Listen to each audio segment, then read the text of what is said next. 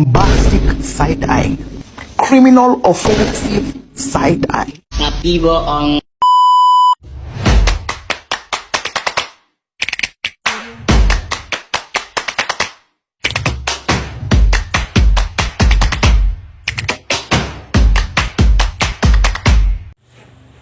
Assalamualaikum warahmatullahi wabarakatuh. Halo sahabat UT, perkenalkan nama saya Marpis Nabila dengan NIM 86042578 dengan prodi Pendidikan Guru di Sekolah Dasar dengan mata kuliah Filsafat Ilmu. Pada video kali ini saya akan menjelaskan tentang pilar-pilar pendidikan dan relevansinya di era digital berdasarkan pemikiran Ki Hajar Dewantara serta kaitannya tentang pendidikan nasional pada saat ini.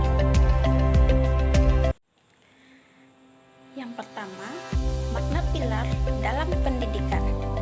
Secara sederhana, pilar dalam konteks pendidikan adalah dasar, tiang penyangga atau prinsip utama yang menopang seluruh sistem pendidikan.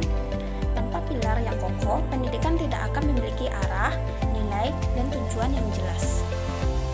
Pilar ini menjadi acuan yang dalam menyusun kurikulum, metode pengajaran hingga interaksi antara pendidik serta pendidik agar pendidik benar-benar membentuk manusia yang berkualitas, berkarakter, berguna bagi bangsa.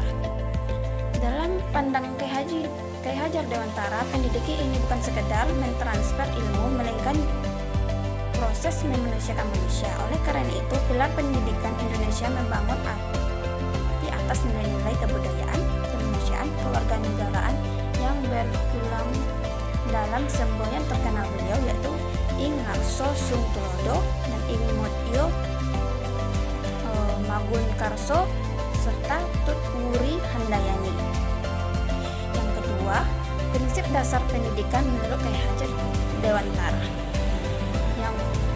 Yang pertama ada Ing Ngarso Sung Tulodo, di depan menjadi teladan. Pendidik, guru, atau orang tua harus mampu memberikan contoh yang baik, perilaku terpuji, dan nilai-nilai luhur.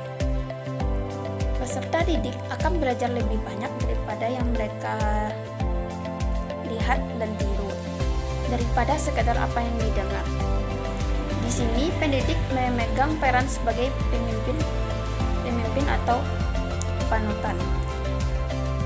Istilah kedua, Imutio Mugun Karso, di tengah membangun semangat.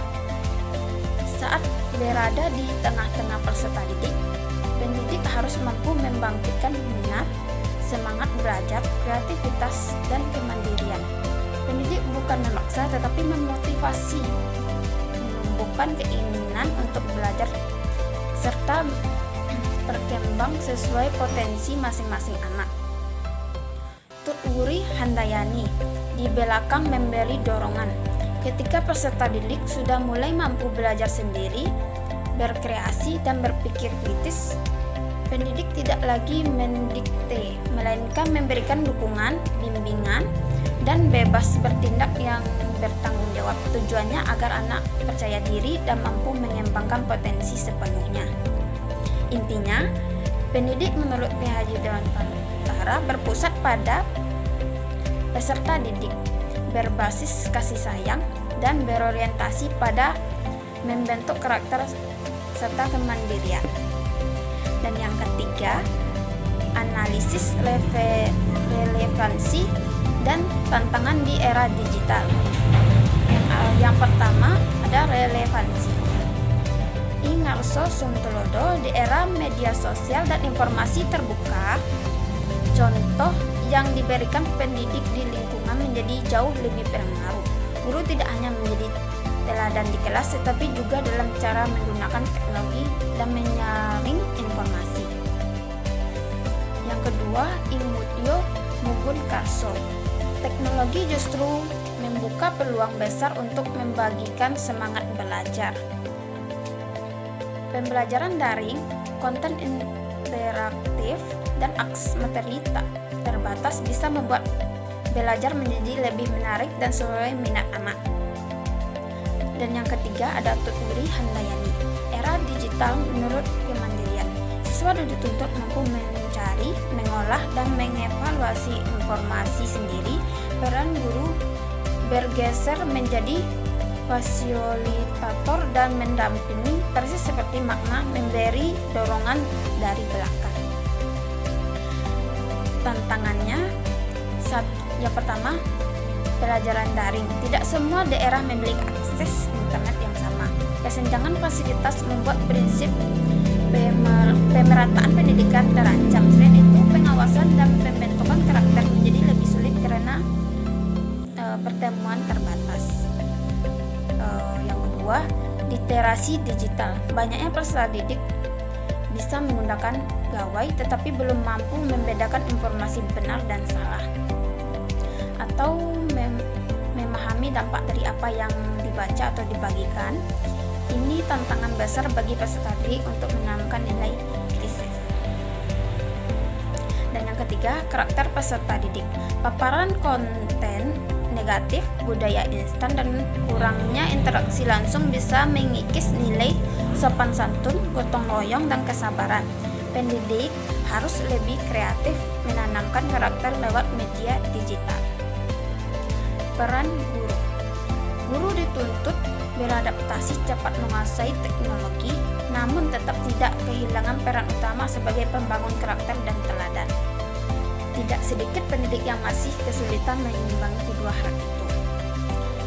Yang keempat, refleksi menjawab soal pendidikan nasional. Masalah pendidikan kita saat ini antara lain kesenjangan akses, rendahnya kemampuan berpikir kritis, serta menurunnya kualitas teknologi. Pilar pendidikan Kiai Hajar Dewantara adalah jawaban mendasar atas pertama, menjawab kesenjangan. Prinsip Tut Wuri Handayani mengingatkan kita bahwa pendidikan harus menyesuaikan cara, bukan memaksa standar yang sama untuk semua. Teknologi harusnya menjadi jembatan, bukan pemisah. Negara dan pendidik harus berusaha memastikan semua anak bisa mendapatkan dukungan yang setara. Yang kedua, menjawab rendahnya krisis dan literasi. Prinsip Ingmutyo Mangkukuharto mengajarkan pendidik harus membangun kemauan dan cara berpikir, bukan sekedar menghafal. Di era banjir informasi, pendidik harus mengajarkan anak cara berpikir, menyaring informasi, dan memegang teguh nilai kebenaran. Masalah karakter. Prinsip Ingarso Sungtolodo adalah kunci masalah karakter tidak selesai dengan materi pembelajaran, melainkan lewat keteladanan. Di tengah gempuran budaya luar, pendidikan di lingkungan harus menjadi benteng nilai luhur bangsa agar anak tetap tumbuh menjadi manusia yang beradab. Jadi meski zaman dan teknologi berkembang pesat, pilar pendidikan Kiai Hajar Dewantara tetap relevan, justru semakin dibutuhkan. Teknologi adalah alat, tetapi jiwa dan arah pendidikan tetaplah memanusiakan manusia, membangun karakter, dan memajukan bangsa. Demikian paparan singkat saya. Terima kasih. Kalau ada salah dan saya mohon maaf. Saya sudahi dengan wassalamualaikum warahmatullahi wabarakatuh.